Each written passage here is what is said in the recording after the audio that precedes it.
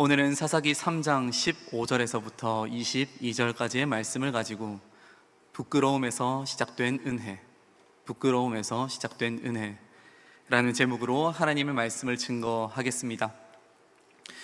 1805년 덴마크의 한 작고 허름한 집에서 한 소년이 태어났습니다. 그는 구두를 수선하며 생계를 이어가던 아버지 밑에서 자랐으며 남들과는 다른 특징 때문에 사람들 사이에서 쉽게 눈에 띄는 아이였습니다. 소년은 또래보다 키가 컸지만 매우 마른 체형이었고 특이한 몸짓과 어눌한 발음을 사용했습니다. 그러한 다름 때문에 그는 조롱을 받았고 어린 시절 내내 놀림과 따돌림 속에서 살아야만 했습니다. 11살이 되던 해 그의 삶은 또 한 번 시련을 맞이하게 됩니다. 가정의 생계를 책임지던 아버지가 갑작스럽게 세상을 떠난 것입니다. 소년은 아직 어렸지만 생계를 위해 일터로 나가야 했고 어른들 틈에 섞여 허드렛 일을 하며 하루하루를 견뎌야 했습니다. 학교 교육은커녕 공동체의 온기나 정서적 안정감은 경험해보지도 못했습니다. 그럼에도 그는 마음속에 한 가지 꿈을 품고 있었습니다. 바로 연극 배우가 되는 것이었습니다. 그러나 교육의 기회조차 없었던 그의 어눌한 문법과 발음은 사람들에게 조롱거리일 뿐이었습니다. 거절과 외면, 이해받지 못하는 아픔은 점점 더 그를 지치게 만들었고 결국은 스스로 생을 마감할 생각까지 하게 되었습니다. 그러던 어느 날 그는 자신 안에 감추어져 있는 새로운 재능 한 가지를 발견하게 됩니다. 바로 글쓰기였습니다. 늦은 나이에 학교에 입학해 정식으로 글을 배우기 시작했지만 20대의 청년이 10대의 아이들과 함께 공부하는 그 시간은 그를 더욱 위축되게 만들었고 깊은 열등감과 소외감을 안겨주었습니다. 하지만 그럼에도 불구하고 그는 멈추지 않았습니다. 조롱과 고립된 시간 속에서도 그는 묵묵히 견뎌냈습니다.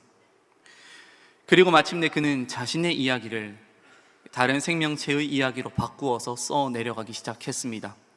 그 이야기는 이렇게 시작됩니다. 다르게 생겼다는 이유로 늘 따돌림을 당하던 한 작은 생명체가 있었습니다. 그는 어디를 가든 환영받지 못했고 심지어 가족들에게조차 외면당했습니다. 그러나 이야기의 마지막, 그는 자신이 오리가 아니라 아름다운 백조였다는 사실을 깨닫게 됩니다. 그동안 틀렸다고 여겼던 자신의 모습이 사실은 다를 뿐이었다는 것을 알게 된 것입니다. 이것은 단순한 동화가 아닙니다. 사람들과 다르다는 이유로 외면당했던 한 사람이 자신이 얼마나 소중한 존재인지를 깨달아가는 자전적 고백입니다. 그리고 이 이야기는 여러분들이 잘 알고 계신 미운 오리 새끼이며 작가 안데르센의 이야기입니다. 그리고 오늘의 본문에서도 미운 오리 새끼처럼 남들과는 달랐던 한 사람이 등장합니다. 바로 에훗이라는 인물입니다. 우리가 읽은 사사기 3장 15절의 말씀에서는 그를 베냐민 사람 게라의 아들 왼손잡이 에훗이라고 소개하고 있습니다. 그런데 이 소개는 어딘가 처음부터 어색하고 아이러니합니다. 오른손의 아들이라는 뜻을 가진 베냐민 지파에서 왼손잡이가 나왔다는 것은 그것이 단순한 신체적 특이점이 아니라 그가 공동체의 정체성과 어긋나는 존재였음을 암시하고 있습니다. 게다가 왼손잡이로 번역된 이 표현은 단순히 왼손을 잘 쓰는 사람을 의미하기보다는 오른손을 제대로 사용할 수 없는 사람 또는 오른손에 장애가 있었던 사람이라는 의미가 히브리어 원어에는 조금 더 가깝습니다. 즉 에훗은 왼손잡이로 태어난 것이 아니라 오른손의 장애 때문에 어쩔 수 없이 왼손을 사용해야 했던 사람이라는 것이죠. 그렇다면 그는 아마 어린 시절부터 사람들의 따가운 눈총과 수군거림을 받아왔을 것입니다. 처음엔 단지 자신이 조금 느릴 뿐이라 여기며 다른 사람들처럼 오른손을 자유롭게 사용하기 위하여 무던하게 애썼을 것입니다. 하지만 반복되는 실패 끝에 그는 자신이 남들과는 다르다는 사실을 깨달았을 것입니다. 그리고 그때부터 사람들의 시선을 피해 숨고 오른손을 써야 하는 순간을 두려워하며 남들처럼 행동하려 애쓸수록 더 깊은 부끄러움과 소외감 속에 빠졌을 것입니다. 왜냐하면 그 시대의 오른손은 단순한 신체 부위가 아니었기 때문입니다. 오른손은 능력과 권위, 축복과 명예를 나타내는 상징이었습니다. 출애굽기 15장 6절의 말씀입니다. 여호와여, 주의 오른손이 권능으로 영광을 나타내시니이다. 여호와여, 주의 오른손이 원수를 부수시니이다. 아멘. 그리고 시편 63편 8절의 말씀입니다. 나의 영혼이 주를 가까이 따르니 주의 오른손이 나를 붙드시거니와. 아멘. 이처럼 성경의 전반에서는 하나님의 일하심과 은총을 늘 오른손과 오른편에 연결하고 있습니다. 사람들 사이의 관계에서도 마찬가지입니다. 대표적인 장면이 창세기 48장에서 야곱이 요셉의 두 아들 므낫세와 에브라임을 축복하던 장면입니다. 요셉은 장자인 므낫세가 오른손의 축복을 받기를 희망하여 그를 야곱의 오른편에 세웁니다. 하지만 야곱은 본인의 손을 교차시켜서 오른손으로 동생인 에브라임을 축복합니다. 요셉은 당황하여 그 손을 다시금 바로 잡으려 하지만 야곱은 이를 거절하며 그의 아우가 그보다 더 큰 자가 될 것이라고 이야기합니다. 이 장면은 오른손이 곧 장자의 권위 그리고 더 큰 축복을 의미했다는 것을 우리에게 잘 알려줍니다. 반면 왼손은 종종 부정함, 약함, 어두움, 저주의 이미지로 사용되었습니다. 마태복음 25장에서도 예수님께서 양은 오른쪽에 염소는 왼편에 두신다라고 말씀하셨습니다. 이러한 문맥에서 오른손을 사용하지 못한다는 것은 단순한 불편함의 문제는 아니었습니다. 당시 문화 속에서 존재 자체가 결핍된 사람, 하나님의 축복에서 제외된 사람으로 인식될 수 있는 조건이었습니다. 그러니 에훗은 단순히 불편한 손을 가진 사람이 아니라 당시 사회가 정했던 정상의 기준과 축복의 기준에서 완전히 벗어난 사람이었습니다. 공동체 안에서 부끄러움과 수치, 열등감과 낙인을 감당해야 했던 사람이었습니다. 그런데 사실 이 에훗의 이야기가 우리와 전혀 무관한 이야기는 아닙니다. 지금 이 자리에 있는 우리에게도 남들에게 보이고 싶지 않고 부끄러워 숨기고 싶은 내용이 하나쯤은 있습니다. 그것은 아주 오래전의 기억일 수도 있고 지금 여전히 진행 중인 문제일 수도 있습니다. 경제적인 어려움, 가정 안의 갈등, 사람들과의 깨진 관계, 건강의 문제, 말하지 못하는 감정의 상처 등 어쩌면 누군가는 그 문제를 잊기 위하여 열심히 애쓰며 살아가고 있고 또 다른 누군가는 기억하고 싶지 않아 그것을 마음 깊은 곳에 묻어둔 채 살아가고 있을지도 모릅니다. 말할 수도 없고 누군가에게 들킬까봐 두려워서 더 움츠러들게 되는 바로 그 부분이 에훗의 오른손처럼 우리 각자가 숨기고 싶어하는 이야기일지도 모릅니다. 물론 저에게도 숨기고 싶은 부끄러운 과거가 있었습니다. 대학교 졸업을 얼마 남겨두지 않았던 시점 집에 경제적인 어려움이 발생하여 빨간 딱지가 붙게 되었습니다. 그 일로 인하여 신학대학원에 진학하지 못했고 급하게 취업 시장에 뛰어들어야 했습니다. 조금이라도 빨리 그리고 많은 돈을 벌기 위하여 교회의 사역은 생각해 보지도 못했습니다. 그저 구인구직 사이트를 뒤지며 임금이 높은 곳이라면 무작정 이력서를 넣었습니다. 하지만 신학을 전공한 사람을 받아주는 회사는 없었습니다. 다양한 자격증도 별다른 경력도 없던 저를 받아주는 곳은 없었습니다. 그런데 단 한 곳에서 면접을 보러 오라는 연락이 왔습니다. 두근거리는 마음을 안고 찾아간 곳은 부곡동에 있는 JCC와 같은 고급 골프장이었습니다. 면접관은 저에게 딱 두 가지를 물어보았습니다. 골프를 쳐본 적이 있나요? 아니면 골프에 대해서 조금 아나요? 골프를 쳐본 적도 규칙을 아는 것도 아니었던 저는 떨어질 것이라 생각해 지푸라기라도 잡는 심정으로 이렇게 말씀드렸습니다. 시켜만 주신다면 열심히 배워보겠습니다. 절대로 실망시키지 않겠습니다. 그 말을 들은 면접관은 그 자리에서 한참을 고민하더니 결국 저를 채용해 주셨습니다. 그렇게 저는 골프장에서 최상위 회원들을 관리하는 업무를 맡게 되었습니다. 일주일에 한 번씩 전화를 드려 안부를 묻고 라운딩 계획과 코스를 확인하는 일이었습니다. 그토록 바라던 높은 임금을 받는 직장이었지만 시간이 조금씩 지나자 제가 처한 현실이 눈에 들어오기 시작했습니다.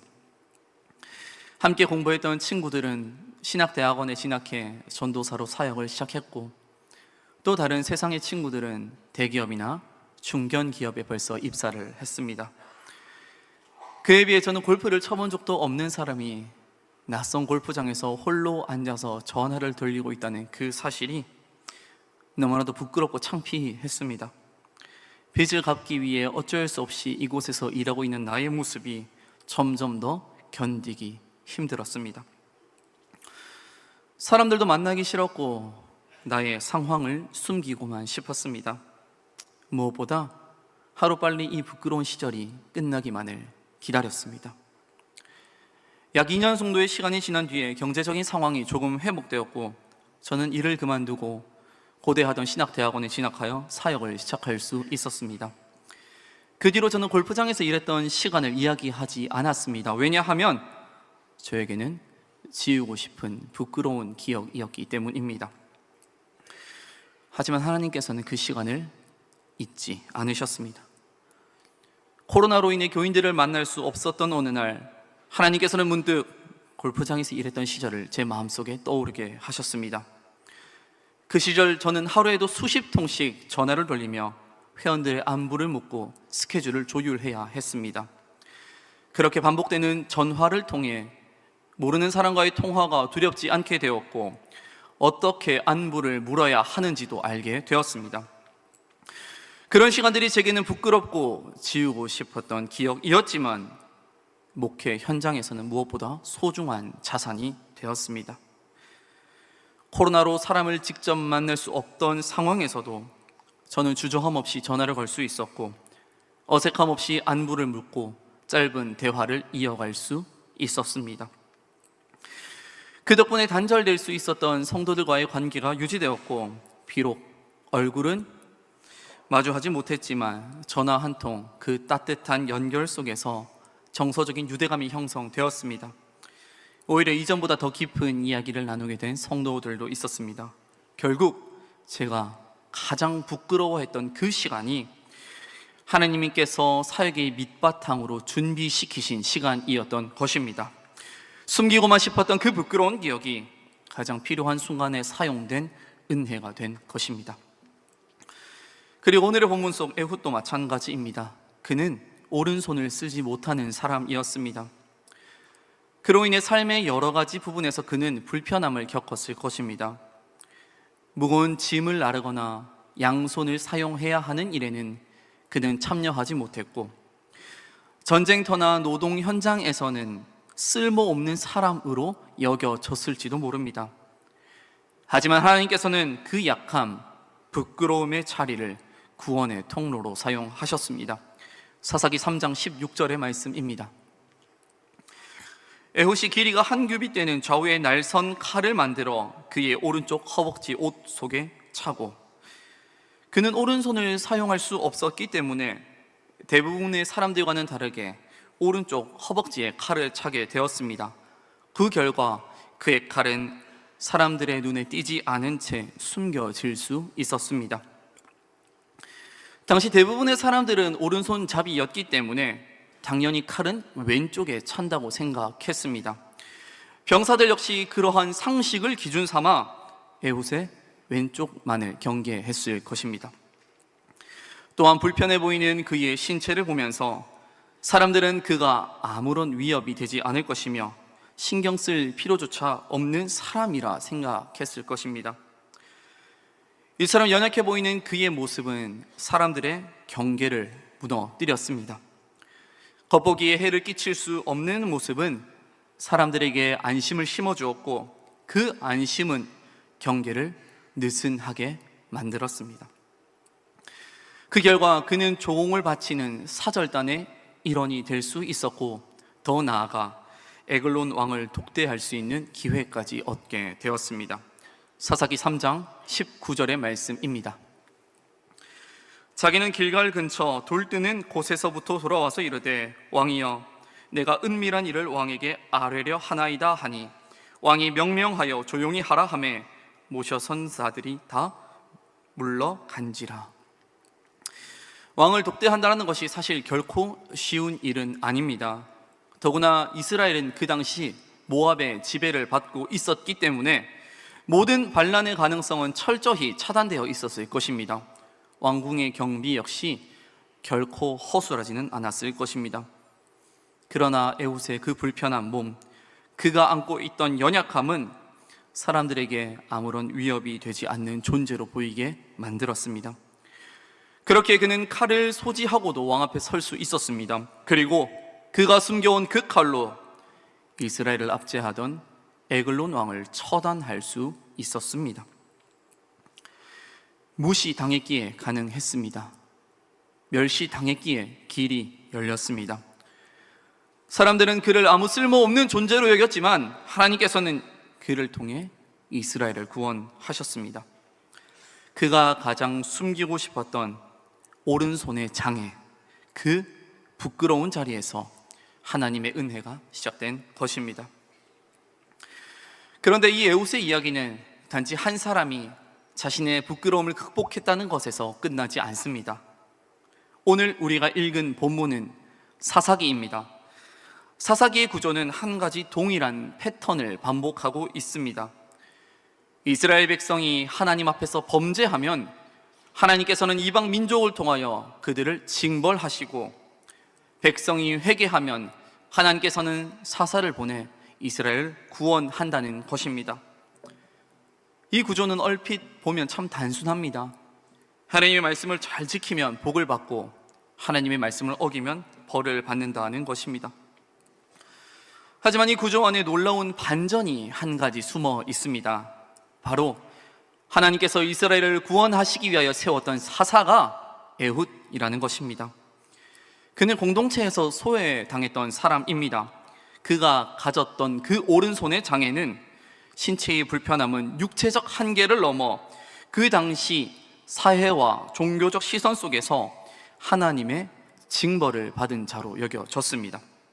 즉, 그는 하나님께 쓰임받을 수 없는 사람처럼 여겨졌습니다. 고대 이스라엘 사회에서 신체적인 결함은 영적인 결함, 죄의 결과로 해석되었습니다. 특히 지도자나 제사장에 있어서는 그런 결함이 하나님의 일에서 제외될 이유로 여겨졌습니다. 레위기 21장 17절의 말씀입니다. 아론에게 말하여 이르라. 누구든지 너희 자손 중 대대로 육체에 흠이 있는 자는 그 하나님의 음식을 드리려고 가까이 오지 못할 것이니라. 그런 시대였습니다. 모두 그런 시선 속에서 하나님은 에훗을 들어 사용하셨습니다. 도저히 하나님의 도구가 될 수 없을 것 같은 그 사람을 통하여 이스라엘을 구원하셨습니다. 모든 사람이 부끄럽게 여기던 그 자리에서 하나님의 은혜가 시작된 것입니다. 그리고 무엇보다 하나님께서는 예수 그리스도를 통하여 부끄러움에서 은혜가 시작된다는 사실을 가장 분명하게 보여주셨습니다. 예수님의 삶은 세상의 시선으로 보면 처음부터 끝까지 부끄러움의 연속이었습니다. 그분은 존귀한 왕궁이 아니라 짐승의 구유에서 태어나셨고, 사람들이 무시하던 갈릴리 나사렛에서 자랐습니다. 요한복음 1장 46절에서 나다나엘이 나사렛에서 무슨 선한 것이 날 수 있느냐라고 말할 정도로 그 동네는 당시 사람들에게 천하고 보잘것없는 동네로 여겨졌습니다. 그리고 예수님은 간 고통스럽고 수치스러운 형벌인 십자가 형벌로 생을 마감하셨습니다. 로마 시대의 십자가는 단순한 형벌이 처형이 아니었습니다. 반역자나 노예 같은 가장 천한 자들에게만 내려지는 형벌이었습니다. 형벌 자체도 잔인했지만 그보다 더 큰 고통은 공개적인 조롱과 망신, 인간으로서의 존엄이 철저히 짓밟히는 부끄러움이었습니다. 십자가에 달린 사람은 옷이 벗겨진 채로 높은 곳에 매달려 사람들의 조롱 속에서 천천히 죽어가야 했습니다. 그러나 모든 사람이 외면하고 저주라고 생각했던 그 십자가의 자리에서 하나님의 구원과 은혜가 시작되었습니다. 바로 그 부끄러움의 자리가 하나님의 사랑을 가장 잘 나타낸 자리였습니다. 히브리서 12장 2절의 말씀입니다. 믿음의 주요 또 온전하게 하시는 이인 예수를 바라보자. 그는 그 앞에 있는 기쁨을 위하여 십자가를 참으사 부끄러움을 개의치 아니하시더니 하나님 보좌 우편에 앉으셨느니라. 아멘. 예수님은 그 부끄러운 십자가를 외면하지 않으셨습니다. 오히려 그 자리를 통해 자신의 사랑을 가장 깊이 보여주셨고 우리를 구원하시기 위하여 그 수치와 고통을 기꺼이 받아들이셨습니다. 그러므로 이제 우리는 확신할 수 있습니다. 우리의 삶에 있는 부끄러움, 남들에게 보이기 싫은 상처와 약점도 하나님의 일하심을 막을 수는 없다는 것입니다. 하나님은 지금도 그 부끄러운 자리에서 은혜를 시작하십니다.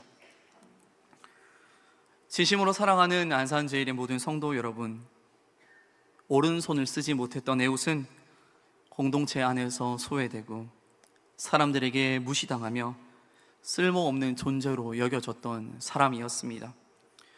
그러나 하나님께서는 그 연약함을 통하여 이스라엘을 구원하셨습니다.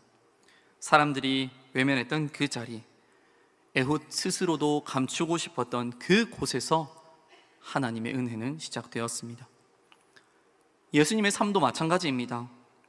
사람들이 가장 부끄럽다고 여긴 십자가에서 하나님은 인류를 위한 구원을 시작하셨고 그 자리에서 하나님의 사랑을 가장 깊이 나타내셨습니다. 그리고 이 은혜의 이야기는 에훗을 비롯한 성경의 인물들에게만 해당되는 이야기는 아닙니다. 수천 년이 지나 오늘을 살아가고 있는 우리에게도 여전히 해당되는 약속입니다. 하나님께서 에훗에게 은혜를 베푸셨던 것처럼 지금 여러분들의 삶에도 반드시 은혜를 베푸실 것입니다. 그러니 낙심하지 마십시오. 두려워하지 마십시오. 여러분들이 감추고 싶은 그 부끄러움, 하나님은 알고 계시고 기억하고 계십니다. 그리고 가장 선하신 때에 그것을 은혜로 바꾸실 것입니다. 왜냐하면 하나님께서는 우리의 약함과 상처, 그 부끄러움까지도 은혜의 통로로 바꾸시는 분이기 때문입니다. 그리고 우리가 그 은혜를 경험하게 될 때 그 부끄러운 기억은 단지 잊고 싶었던 과거의 기억이 아니라 믿음으로 선포하게 되는 우리의 삶의 증거가 될 것입니다. 그러니 오늘 여러분이 서 있는 그 자리에서 하나님의 은혜가 시작된다는 것을 믿고 기대하시기 바랍니다. 어떠한 상황 가운데에서도 우리를 가장 선한 길로 인도하시는 그 주님을 바라보면서 담대히 걸어가는 저와 여러분이 되시기를 간절히 축복합니다. 기도하겠습니다. 사랑하는 하나님, 우리가 감추고 싶었던 그 자리를 통해 오늘도 일하시는 주님을 찬양합니다. 사람들이 무시하고 나 스스로도 외면했던 그 부끄러움 속에서 하나님의 은혜가 시작될 것을 믿습니다. 에훗에게 은혜를 베푸셨던 것처럼 예수님께서 십자가의 치욕을 통해 구원을 이루셨던 것처럼 우리의 연약함과 상처 속에서도 하나님의 뜻이 이루어지기를 소망하오니 낙심하지 않게 하시고 지금 이 자리에서 은혜를 기대하게 하여 주시옵소서. 그래서 우리를 가장 선한 길로 이끄시는 주님을 끝까지 신뢰하며 살아가게 하여 주시옵소서. 이 모든 말씀을 우리 주 예수 그리스도의 이름으로 간절히 기도드립니다. 아멘.